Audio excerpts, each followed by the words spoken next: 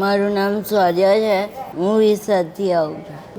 અમે અત્યારે બરોડા રહું.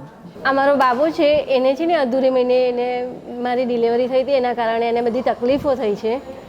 એ નાનપણથી જ ઊંધો પણ નહોતો પડતો. એની ફિઝિયોથેરાપી, પંચકર્મ આયુર્વેદિક એનાથી બધી રિકવરી આવી છે.